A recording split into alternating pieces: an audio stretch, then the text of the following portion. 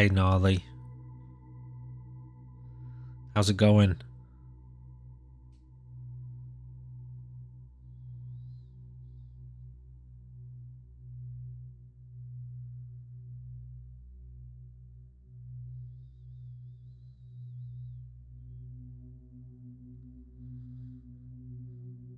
Yeah, I'm glad to hear it, buddy. Does it feel good to be productive?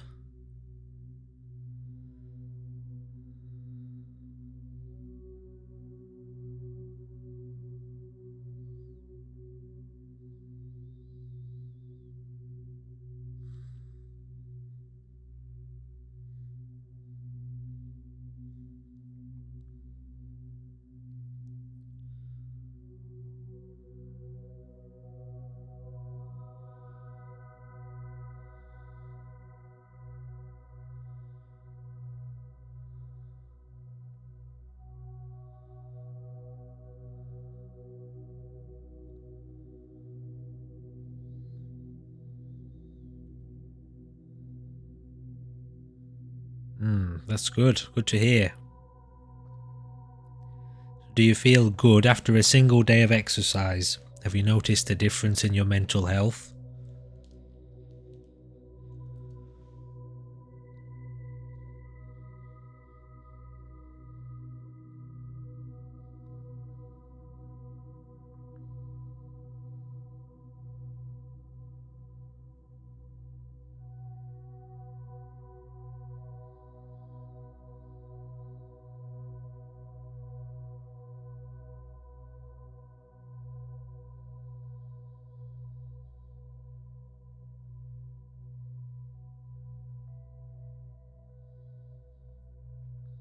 Well, I'm glad to hear it.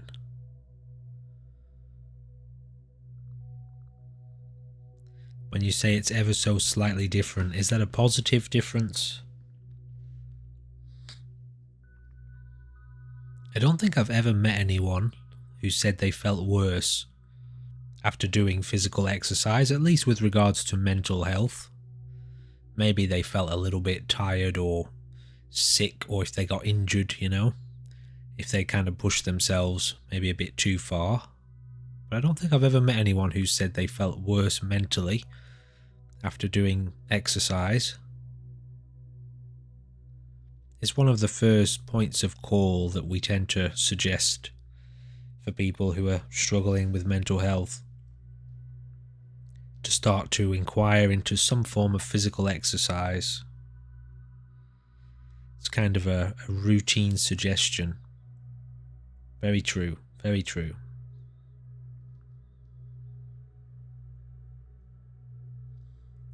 In the conscious cultivation world, meaning, you know, when you wake up in a day and you realize that everything you do and everything you don't do and everything that you experience contributes to your evolution,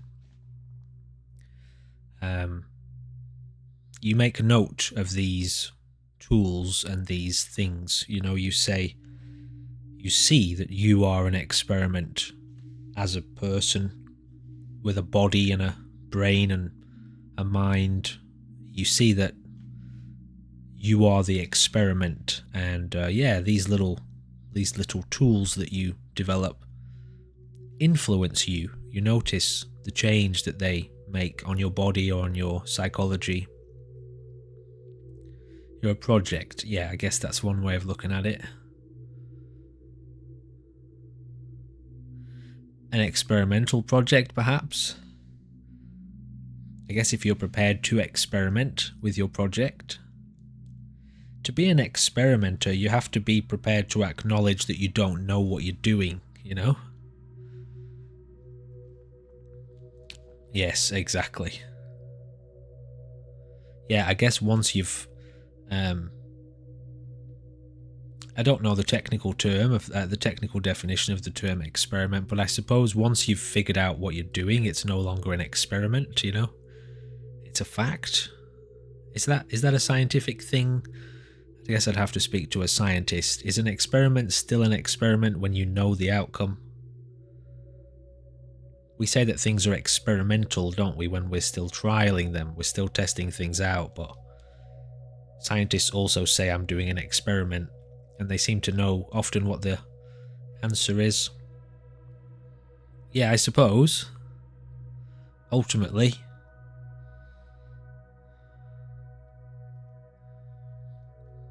You just never quite know, do you? The laws of physics could randomly change.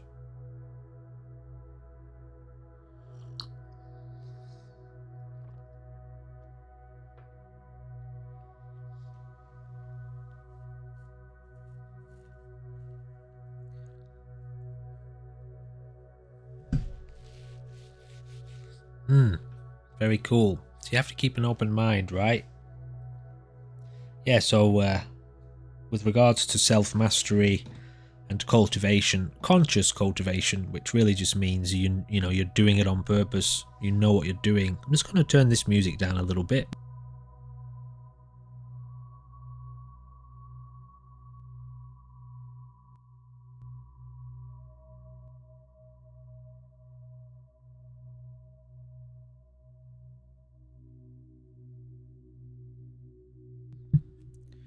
Hopefully that's a bit better. You make note of these things. People, I think maybe some people don't quite see the connection. Karma is what we're talking about. It's the function of karma in life. Every thought that you cultivate, every emotion that you cultivate, every action that you cultivate, every relationship, every decision, you know, all of these things you are using to determine the direction of your evolution. So yeah, physical exercise is one of the first go-to tools often for improving anyone's life, actually.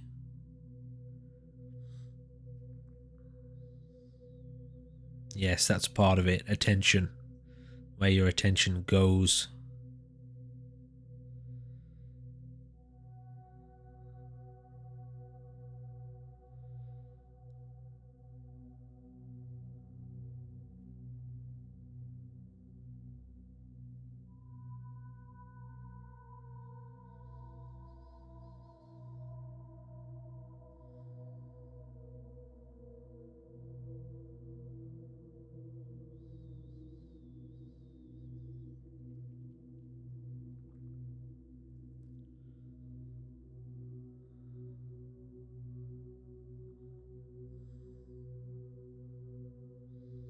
Would you say you're quite conscious throughout the day where you're placing your attention?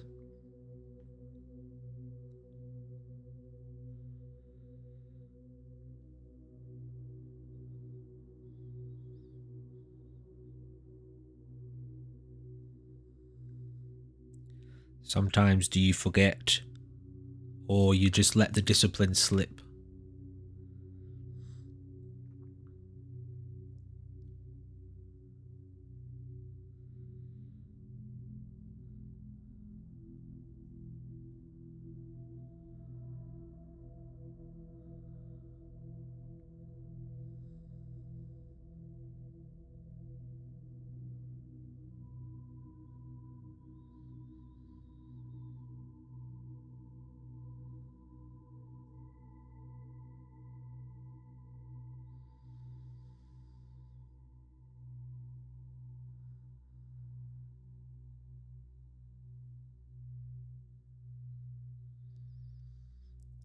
So you put yourself on autopilot.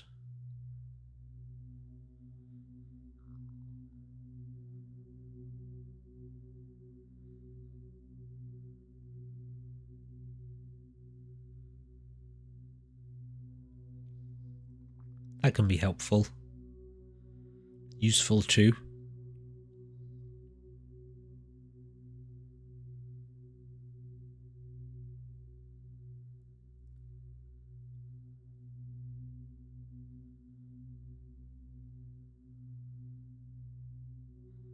Uh-huh.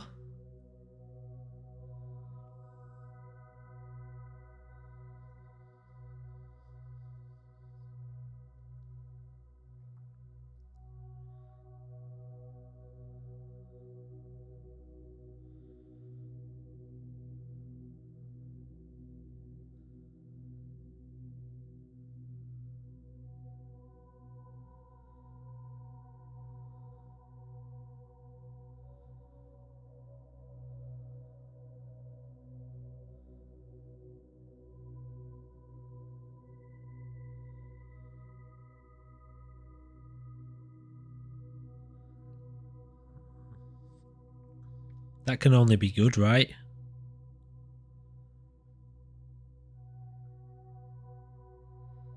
Being attentive to your attention.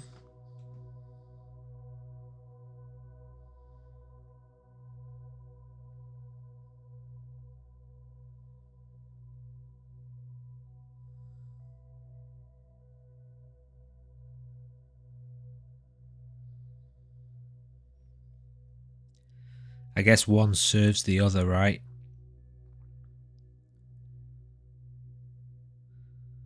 Eliminating distractions leaves you with what you want to be focused on.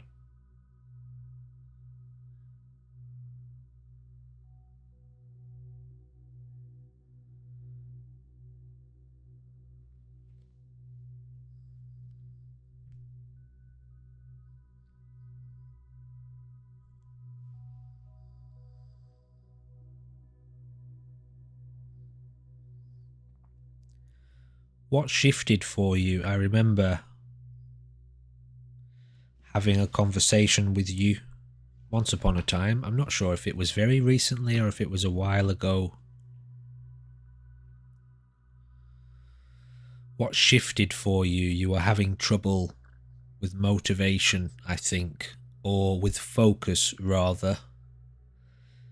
With staying disciplined, staying focused. What shifted? I know you say you eliminated distraction, but what occurred internally? What did you see or feel or decide or notice, etc., that caused the shift in your behavior, towards a more focused and positive pattern?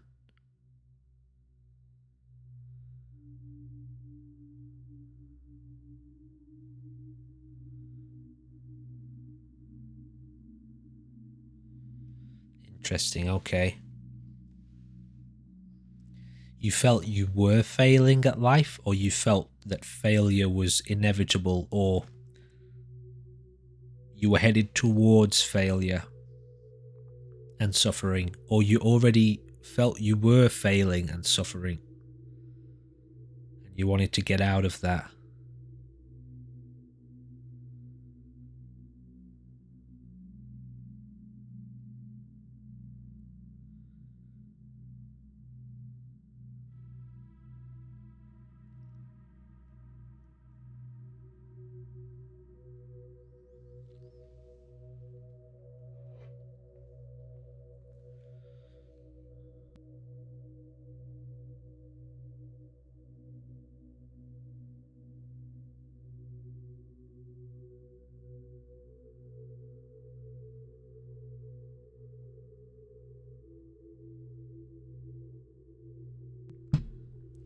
Yeah, failure is an interesting concept, isn't it?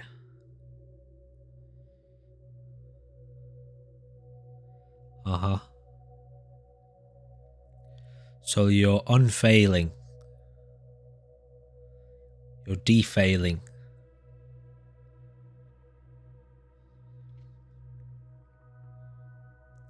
Yeah, well, that's great, isn't it? That's positive. Yeah, failure is an interesting concept. Is it possible to fail? Is it actually possible to fail? If you attempt to jump, let's say you have a high jump, a bar, and you want to jump over it and you attempt to jump over it, well, you've succeeded in attempting to jump over it.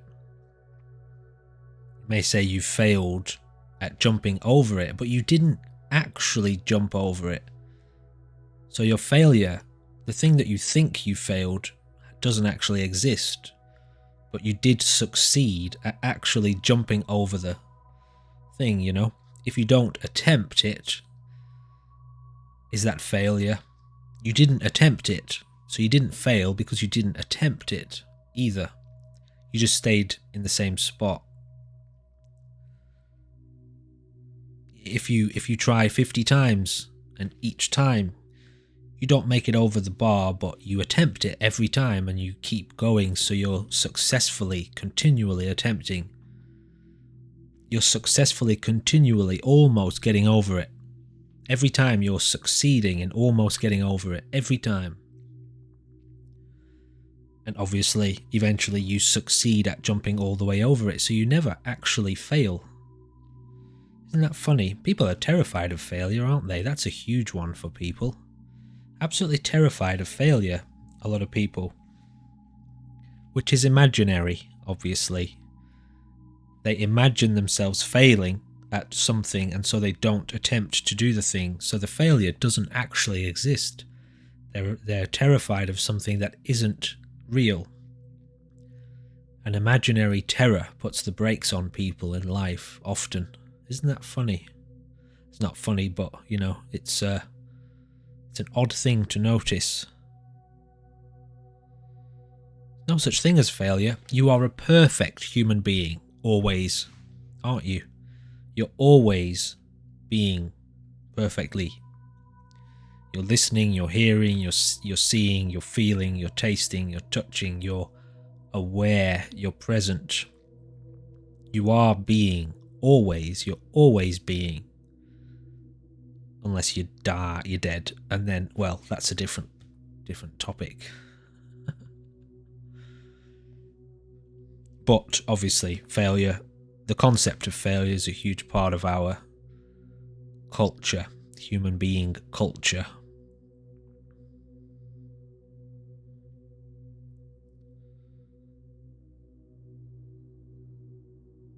It was Yoda, wasn't it? He said, "There is no try, do or do not. If you do not, you are successfully not doing. And if you do, you are successfully doing."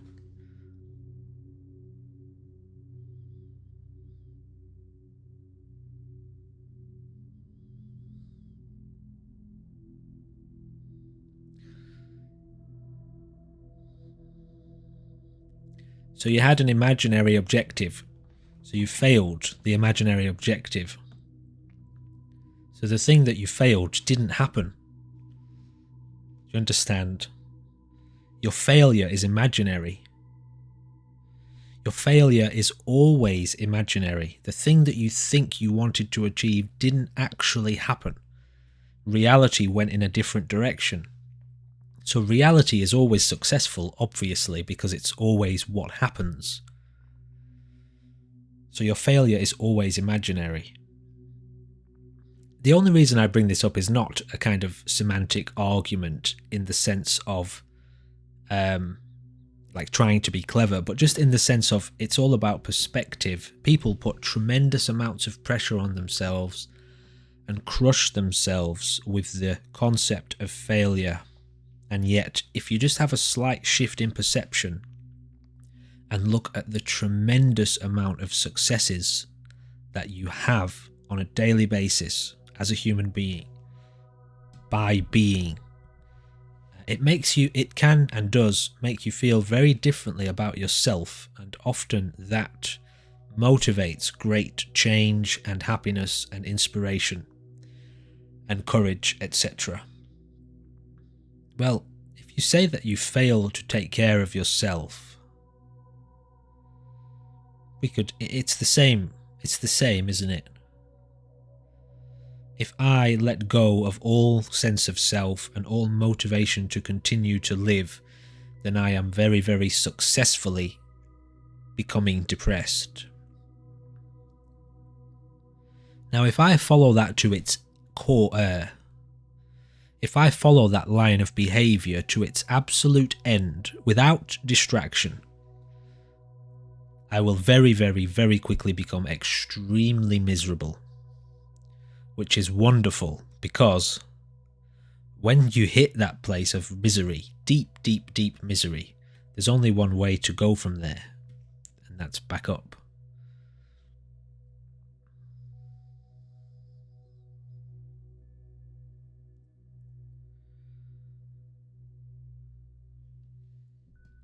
Misery is one of the greatest teachers in life.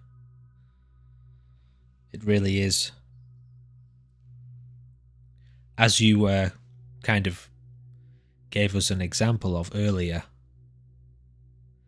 you were in, a fear of failure and suffering, So you had fallen into a state of despair. Spend enough time in that state of despair, honestly with yourself, honestly in misery. And the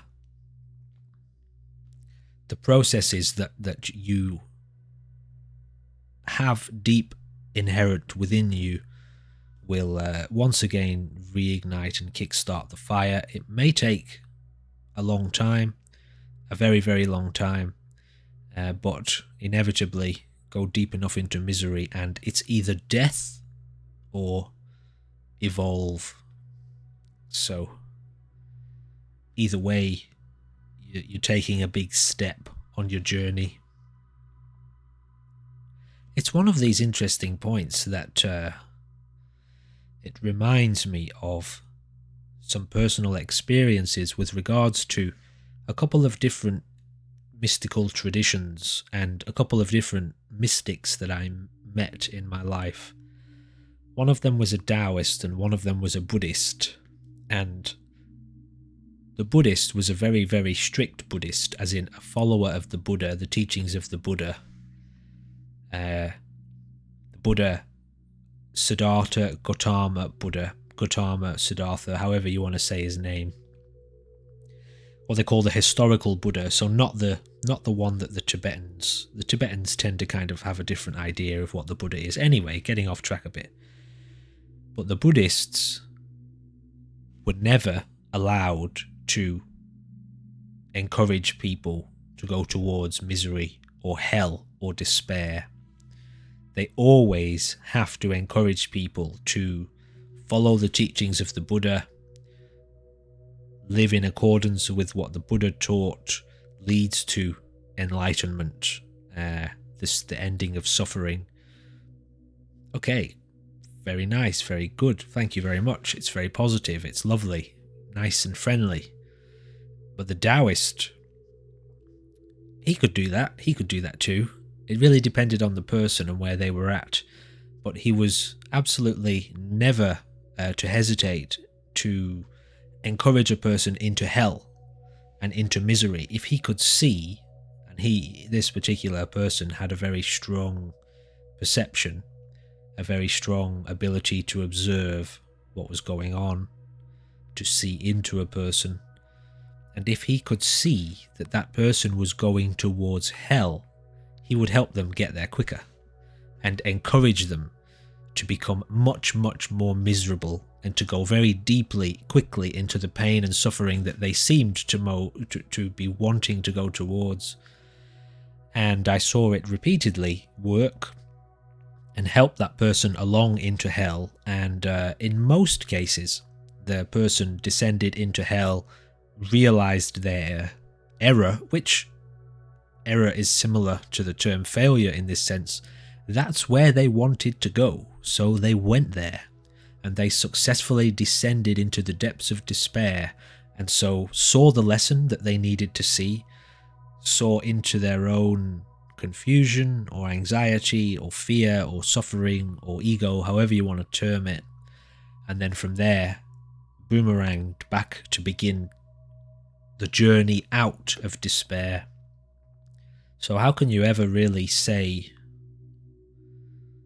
it's right or wrong, or it's a failure or an error or a correct way, really?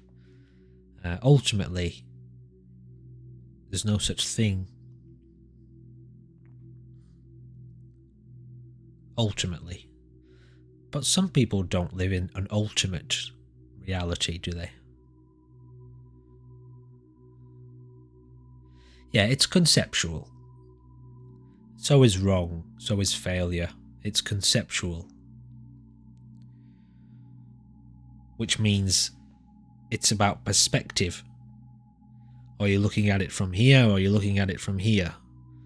Depending on where you're looking at it from will influence which way you see it. So it's ultimately, the ultimate reality is neither. But yes, of course, conceptually, if I want to climb on top of the roof and I lie down on the floor, that's incorrect. That's wrong.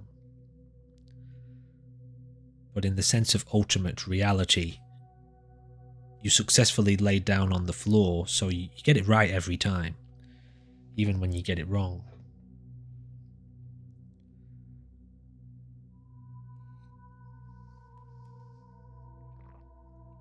But that's a weird... Ultimate reality is a weird dimension. Oh, by the way, alright, it's about to be 8 o'clock, and repeatedly last week, 8 o'clock, my internet decided to freak out. I don't understand why. So it's 8 PM where I am. So if the internet starts to freak out a little bit, just bear with me. I'll have a short break, and then probably after about 10 minutes, it'll hopefully sort itself out. People fear failure, don't they, Gnarly? We put a lot of pressure on ourselves, human beings, in the modern world especially, but we've always done that, but especially in the modern world, we're so convinced that we're supposed to be something, you know? We're supposed to be going somewhere, we're supposed to be doing something, we're supposed to be achieving something. Are we? Are we really? Pretty sure you were born absolutely perfect. You were absolutely complete as a human being from the moment you got here. Exactly how you were supposed to be. But, I don't know, maybe I'm going off on a bit of a tangent.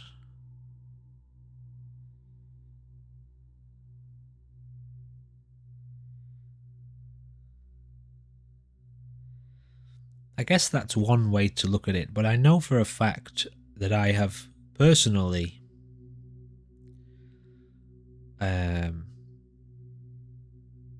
entered into the dimension of rather just allowing my attention to go where it needs to go. Not always. Sometimes it's a case of consciously putting attention somewhere, but it's limited. You only have so much energy to maintain that attention. Attention becomes exhausted, and so you let go and relax. So when your attention is so intensely forward and you're pushing onward and upward, okay, energy exhausts and you relax, you let go. And of course, you start to fall, but that has nothing to do with your attention, you're just letting go. Or it has nothing to do with where you should or shouldn't be putting your attention. But I know also, on the other end of the spectrum, when I have been very deeply depressed and unenergized and uninterested in life, not miserable, not sad, just uninterested, technically depression, I just go very, very deeply into the depression.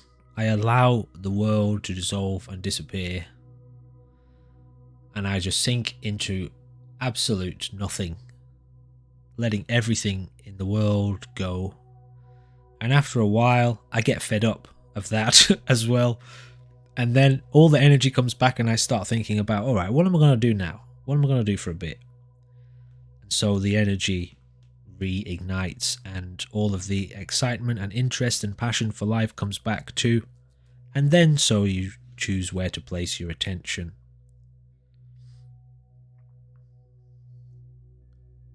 I've turned off the power, the automatically disable the power. I've done that. It seems to be okay right now. We'll see how we go. It is running off of a mobile. I'm running off of a mobile service, and it's a new service. I've had it for about probably a week or so, and so I'm still kind of testing it out and gauging it. Yeah, well, I know that a lot of people also fear depression. We're told it's not right, it's wrong, and that tends to exacerbate, then depression links up with anxiety, and that's absolutely a recipe for severe distress. But thanks, Gnarly.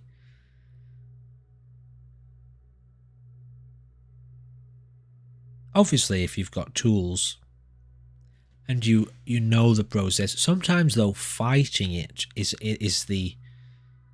not the most efficient means to deal with it, and actually sometimes fighting it can prolong the depression because, like I say, this is more of a Taoist observation, this rhythm, this natural rhythm and flow and cycle of life. you know, go and lay down, close your eyes. You'll only sleep for so long. Your eyes will open up again. You'll be wide awake and full of energy, but then get up. Walk around, do what you're doing, engage with the world, be active, and that too will reach a peak, and eventually you become tired and you need to sleep again. It's cyclic, all of this stuff, you know, so trying to stay awake for a long time is like a modern, in some people's philosophy, I suppose, it's more of a modern. If I'm super awake and aware and I only have to sleep for 3 hours a night, I can be hyper efficient because that's important to me, and I can achieve more and get more done, and I can maximize my productivity. You know, it's a very modern philosophy. I don't know how I got onto that topic.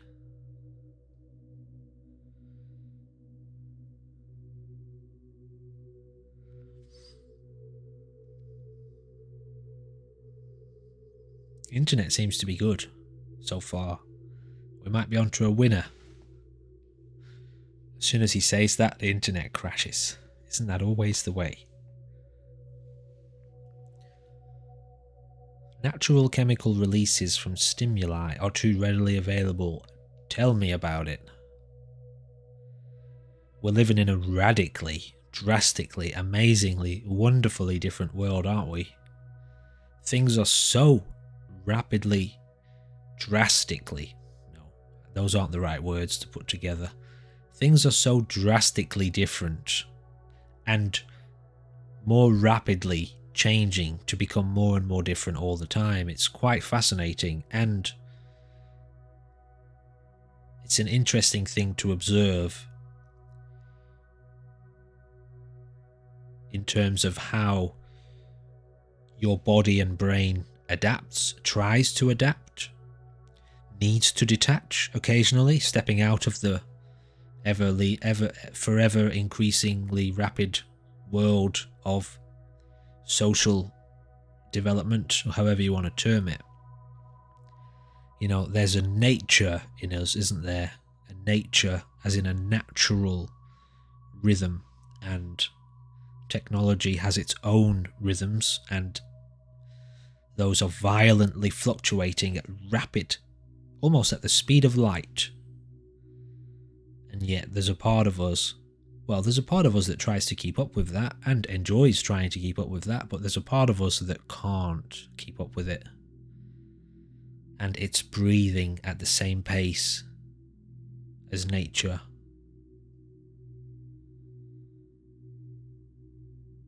And yet, more often than not, we follow the part of us that tries to keep up, and we neglect and ignore the part of us that can't, and so we end up overwhelmed and led into states of destruction.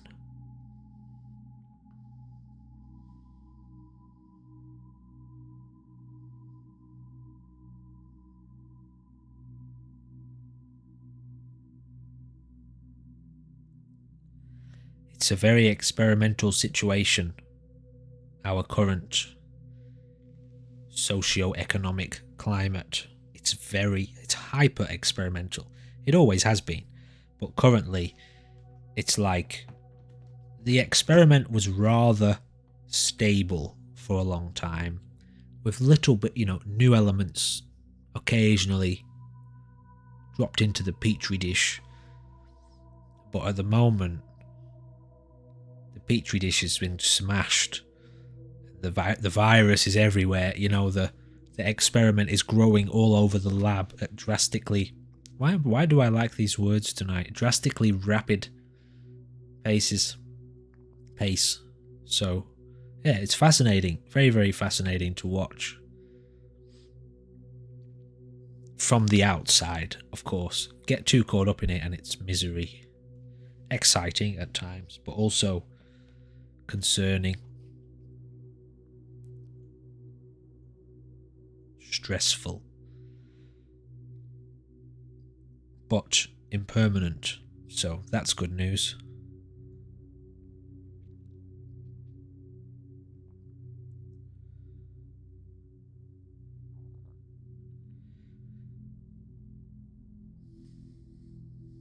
Great Great point. It's a great point. Now, to me, if you ask me to put my 2 cents in, the insanity is to continue to go along with it. It's a great point. How many parents will limit their kids' Fortnite time or monitor their internet activity at all if they even can, which they can't, and even if they could, they won't be able to for long. Society is going more and more in that direction. And yes, the average family these days requires 2 working parents, absolutely. And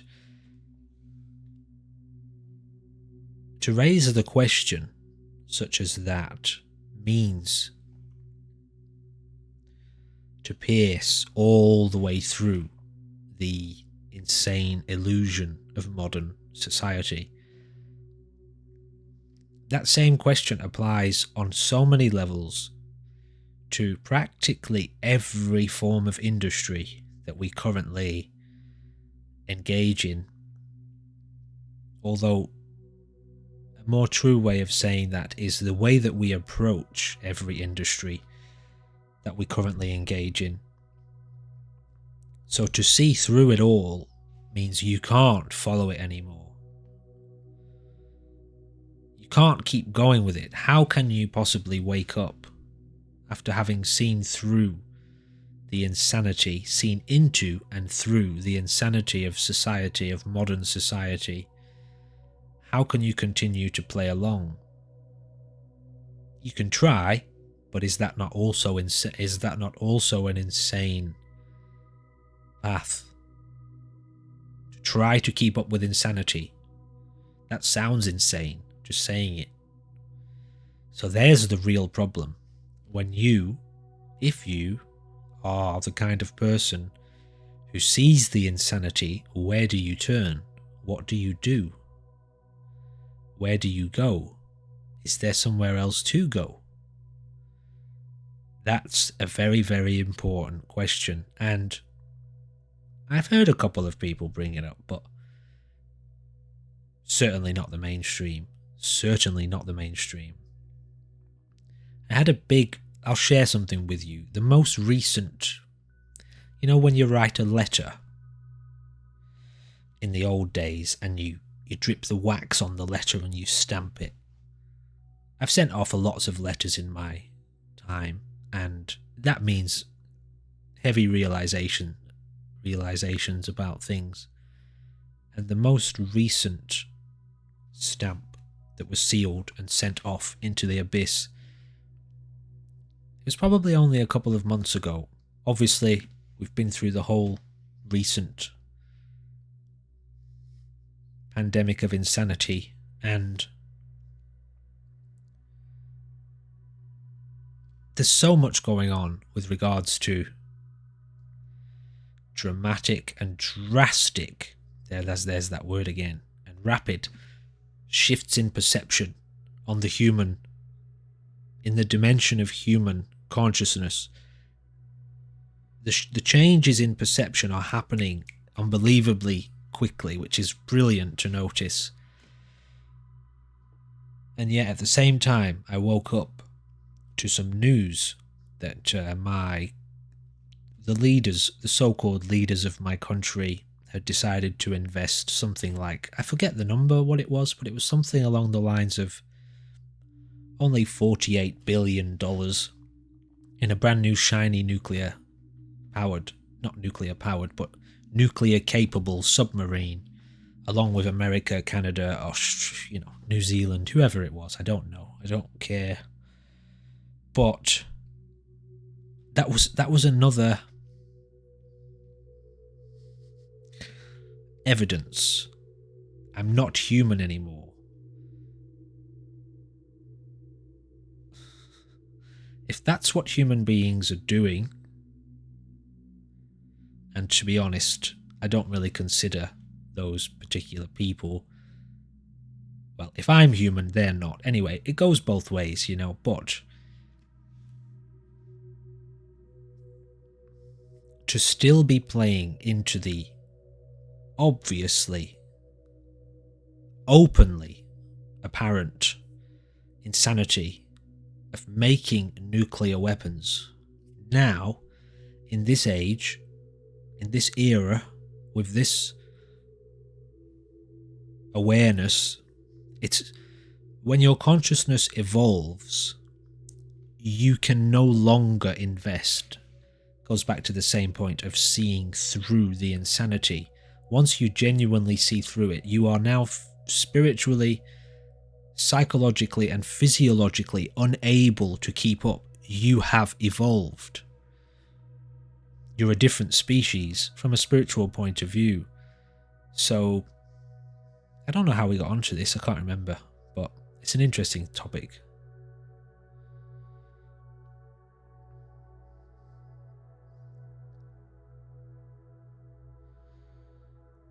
Yeah, it's raising a lot of questions, isn't it, AI? Fascinating, really. AI is fascinating. I've had the last probably 3 months, maybe 3 or 4 months, I've spent a fair bit of time. As soon as I knew that you could get your hands on ChatGPT, of course, I dove straight into it. And I wanted to know it, to see what it was, to see what it was capable of, to understand its function. And yeah, it's a wonderful. I was going to say it's rapid again. It's a very, very interesting development, and it's going to rapidly shift. It already is, but we're still not really seeing it yet. We're starting to see it. It's happening. Robotics, AI, as the technology truly emerges, and we're not seeing it, man. We are not seeing. If you walk into a bank and you talk to the teller, the cashier, and they slide the drawer open and they've got money there, that's what we're seeing at the moment. We're seeing the money on the surface. You're not seeing what's in the vault, and you're not seeing the rest of the banks and what's going on in those vaults. We're literally seeing the surface. We're just scratching the surface. Seems to be okay on this end for now. Gnarly, I haven't had any dropped frames. It could have been potentially on your end, maybe.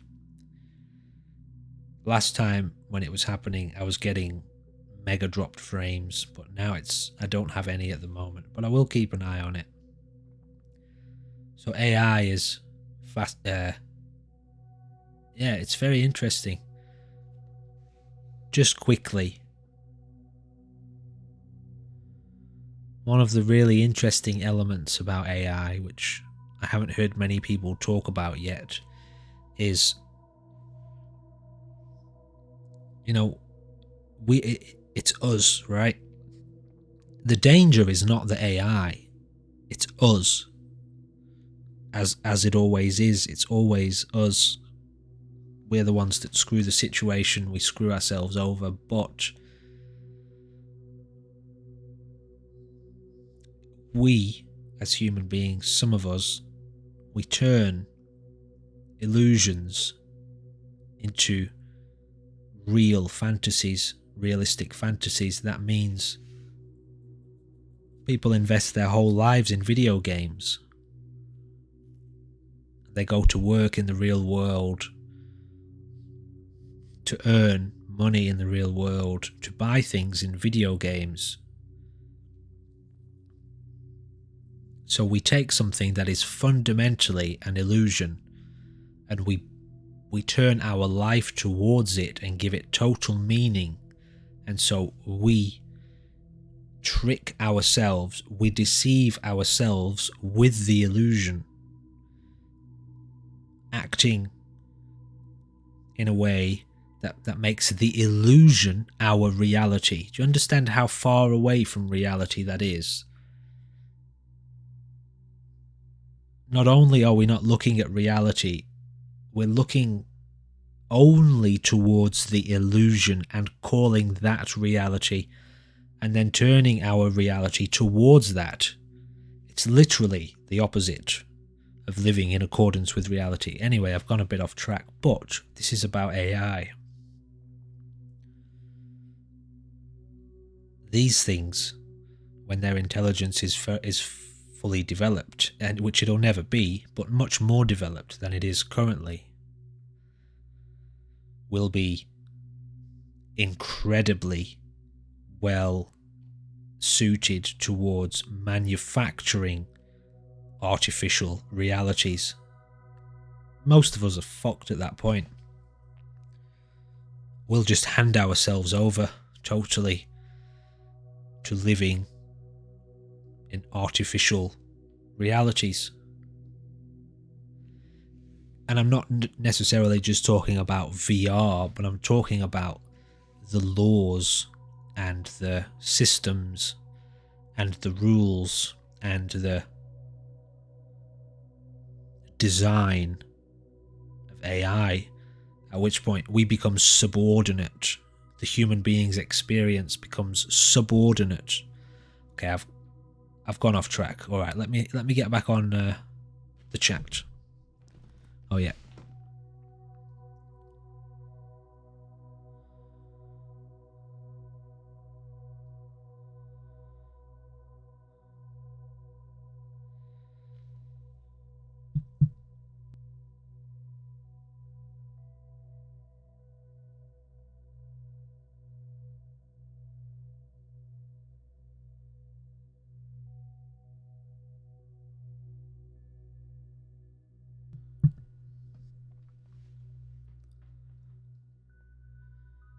Well, that raises a lot of questions, going back to your comment there about psychosis. Yeah, still not getting any dropped frames, so that's good.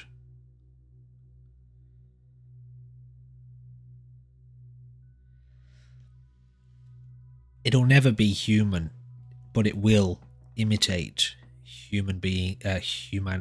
It will imitate humanity.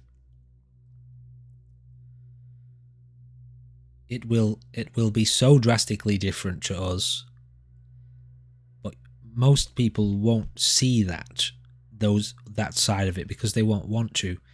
The same way that most people still want to, and this is the point again, it's getting back to the human being's desire to be deceived, and how really a great majority of people are quite happy to be deceived.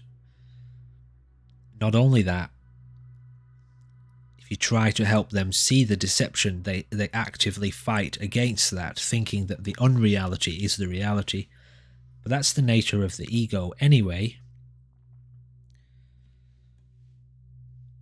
Most people won't want to see that side of the AI. They won't want to know about it. They'll just want their security and their safety. And it's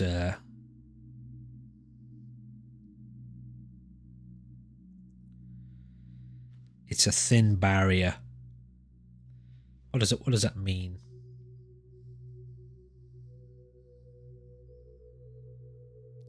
I think I used the wrong expression there.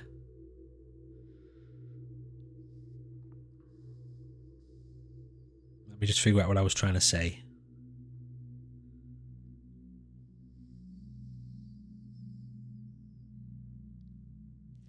It's like walking a tightrope is what I was trying to get across.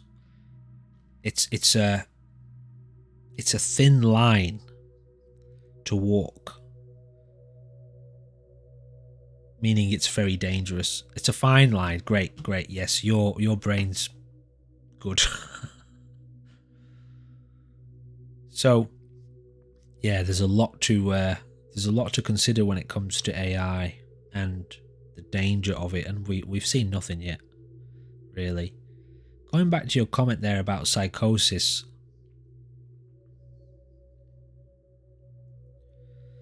isn't that quite interesting? That a person can have these types of perceptions, these types of experiences, and what did you gain from that? What did you gain any insight from that, Gnarly? Into the fact, the fact that you had those experiences. Did it teach you? What did it teach you about yourself or about other people?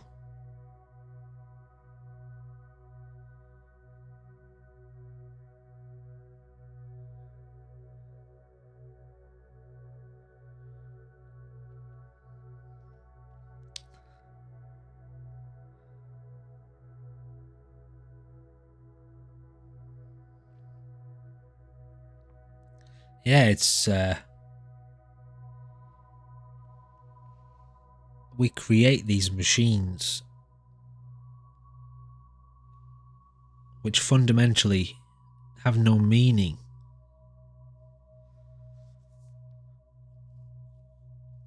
They're empty. It's like, ultimately, although of course a computer can be used, technology can be used to give the technology power over your life.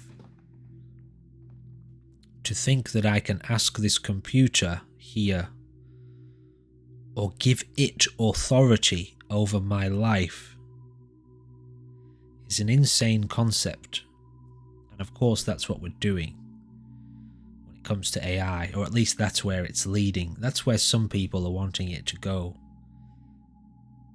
To think that the machine is the meaning is to forget yourself. That's to forget that you're the origin. Turning inward, which a machine can't do.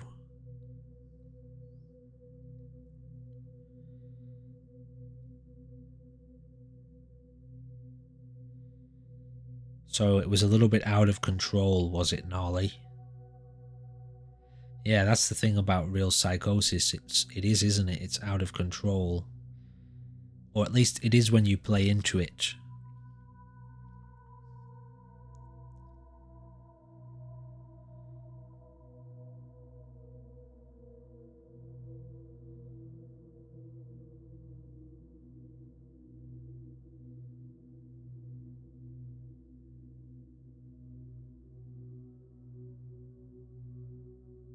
I guess it depends on the strength of the psychosis too.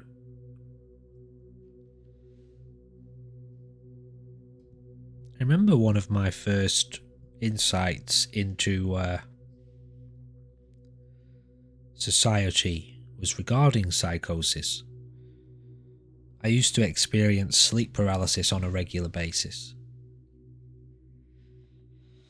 And I also liked drugs, but this is when I was very young.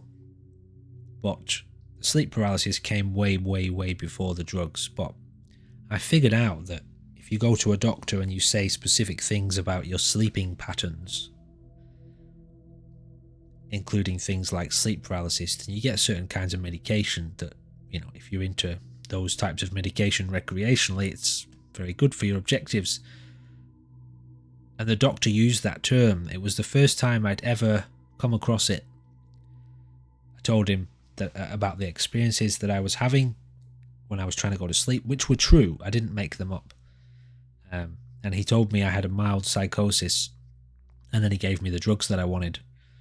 And that's when I realized that at that time, and maybe specifically that doctor, it's not like I'd done a lot of study in the field of medicine then, but I knew that they didn't actually know what they were talking about.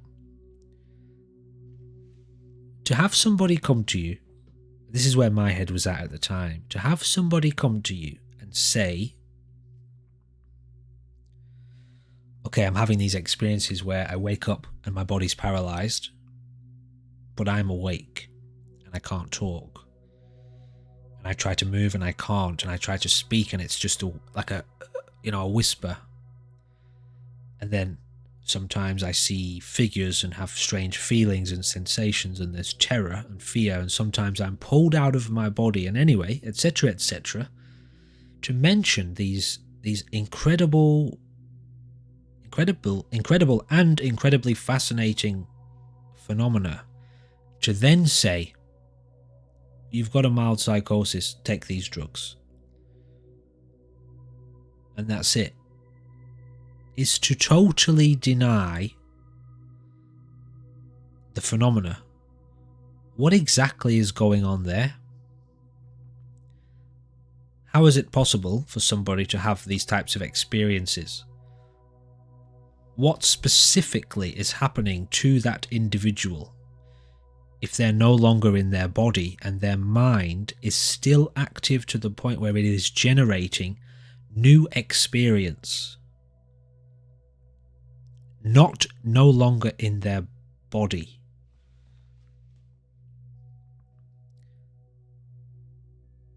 Mind still active in a sleeping body, generating new experiences. And I didn't get this at the time, but that immediately reveals that the actual entity is the mind. If the body can go to sleep, but the mind continues, and you're in there having that experience, then you're the mind, obviously. You're not the body. Because the body's asleep, but you've just gone somewhere else. So whatever you are in there is not the body. Now, obviously, I didn't know that at the time, but I did know that to believe what the doctor said and to just go along with that as if, oh, okay, mild psychosis, give me the drugs, I'll take the drugs, and I'll never ask any questions ever again. I'll never look into it any more deeply, and I'll just believe there's something wrong with me, was bearing in mind, and this is possibly why it was so easy for me to not play into it, the diagnosis. I had hundreds of these experiences as a child. Essentially, I had so many of them that I knew I knew when they were going to happen. I knew the process. I didn't know what they were. I didn't know what was happening. I didn't know why it was happening. But it was like turning on a TV. Okay, same show every night. What's that show? Everybody Loves Raymond. Okay, well, that's on at this time. South Park, that's on at this time. Sleep paralysis, same time every night, same things going on. And to just immediately give that a label. You've got a mild psychosis. Oh, okay. All right. What does that mean exactly? And of course, I didn't ask those questions because I didn't care what this doctor thought. I just wanted the medication because I used to enjoy taking them recreationally. And but anyway, getting back to the question we kind of raised earlier, if you've seen through a lot of this stuff and you know that in most cases, in fact in all cases originally, things like psychosis and so-called mental health disorders are very, very, very, very much reflective of spiritual conditions, and not only that, but a kind of rebellion against modern society, as in the spirit here, mind here, having this experience very often does not gel or desire to gel with this insanely corrupt society. And so there is a disharmonious resonance between world, mind, body, and of course then there's a kind of a weird functioning going on, which most people call mental health problems, and then it gets diagnosed by the world, society, which has a very insanely, cruelly limited perception. Most of the time you won't be able to. Sometimes you will, of course. You could have a really, really good conversation. It helps if you know your shit. It also helps if those people are open-minded. It also helps if some of those people perhaps have had mystical experiences, unusual paranormal type experiences. Those people tend to be much more open-minded, but we're evolving, gnarly. Excuse me, I keep burping because I'm drinking a coffee. Some of us are evolving, and what that means is some of us aren't. As the human being evolves, the systems that it has created are old news. Do you understand? You can go your whole life believing something is real, fundamental, important, absolute reality. If you wake up once, all of that's dead. Old news. It's gone. The mind that you had, or rather, let's say, the level of consciousness, if you want to put it that way. The energy that you had that created those systems is no longer there. It's evolved. Usually you're bigger, wider, more awake, and so there's no going back. And so there is no explaining it to anyone below the surface. There's no explaining it, and so you're left with no option but to establish new systems, new institutions, new educations. Just let go. But you tend to have to let go of the people that are also still swimming in the depths of despair with the less evolved views. Okay, you can hang around and try to evolve them, or encourage them to evolve, and be prepared for a long and patient journey. But in most cases, unfortunately, you won't be able to.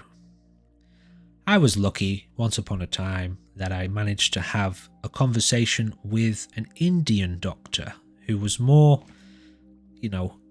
actually it was two Indian doctors, two female Indian doctors, psychiatrists, in the same room at the same time.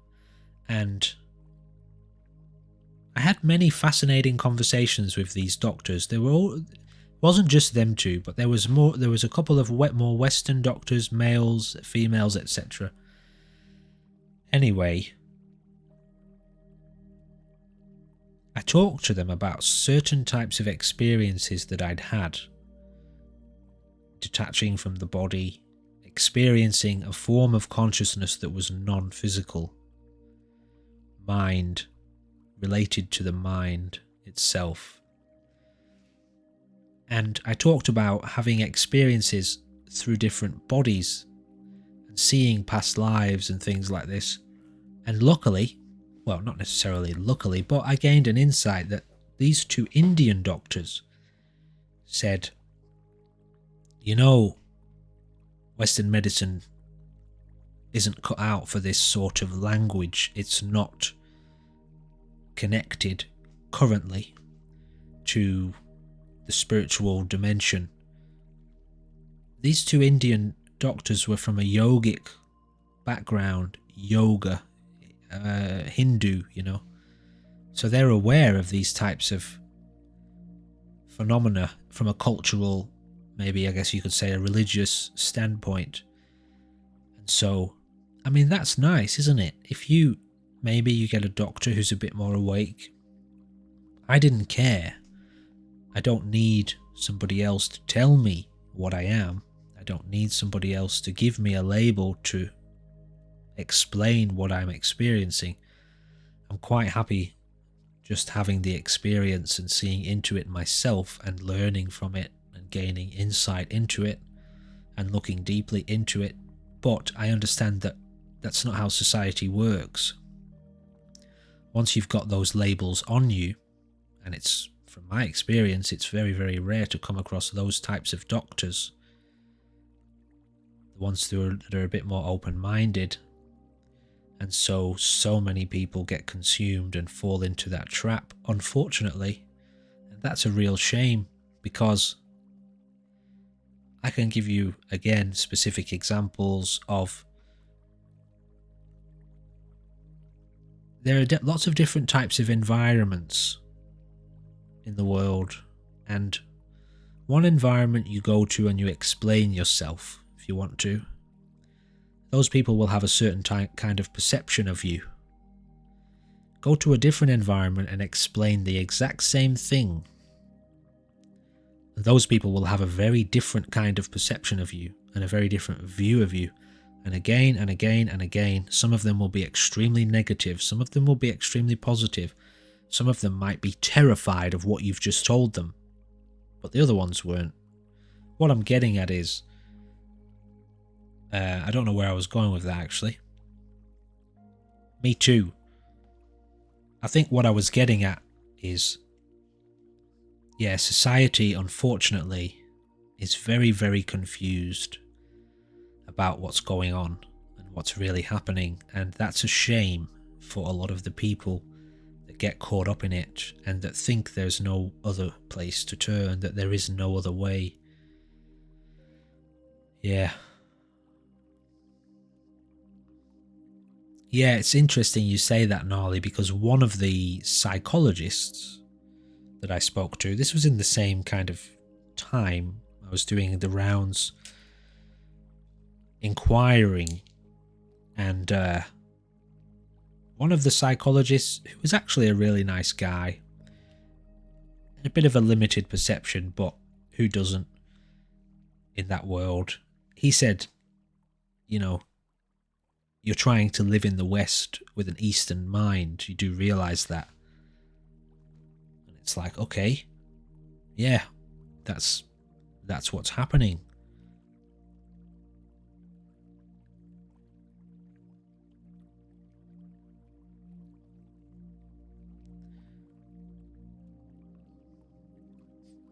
Interesting, because I could read that to specialize you have to omit, and to specialize you have to commit. You know, you have to commit, don't you? Narrow your vision. Not sure if this is a copyright song, but oh well. Whatever. Yeah, then you miss a lot. And that's the funny thing about the human experience, right? Actually, I'll tell you what, we'll leave it on this. Yeah. By becoming focused, you become closed. Now, we'll leave it on this. The human experience, to perceive the world through the senses, through the eyes, through the ears, through the feelings of the body, as in touch, nose, taste, you know.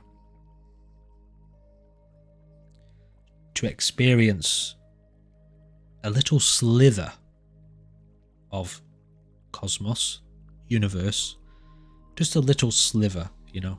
You just have your immediate sphere, don't you, in these bodies? And then to use the brain with a flawed intellect,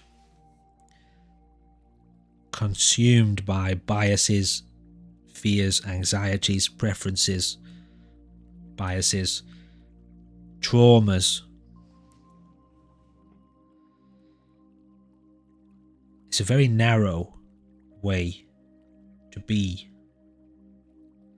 But it's the best we've got as human beings, and that's all we can do. But it's not only what we are.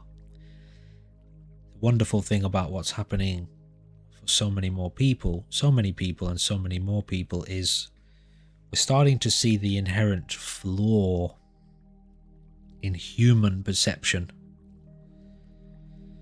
And so, to be able to recognize that the human being is extremely limited in the face of reality, and if you don't think that's true, stand on a beach in the face of a tidal wave. The tidal wave is not reality, but it's a much bigger part of nature than your human body. And that's just a tidal wave on one planet in a vast cosmos. For a human being to think using the intellect that they can grasp this vast realm, well, that's just pure ignorance. But the problem is, that's what we've done. That's how we've built our society. That's how our society was built, with that intellect. And so, well, that's why it's a shit fight. But things are changing. More people are stepping out of the human being. Yeah, it's not that we don't need these things. It's just that to think that that's everything, to think that the human being has got it all figured out, or the human intellect, has got it all figured out, well, again, that's just pure ignorance. But more and more people are turning away from this flawed mechanism of intellectualism, and they're turning towards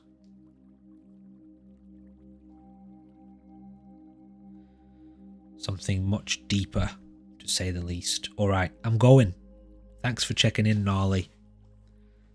I look forward to seeing you in the next one. It is always a pleasure. Thank you for joining me. And I hope I'll see you next time, buddy. Have a good one. Go slow. Take it easy. And I'll be here probably tomorrow. Alright, bud. Have fun.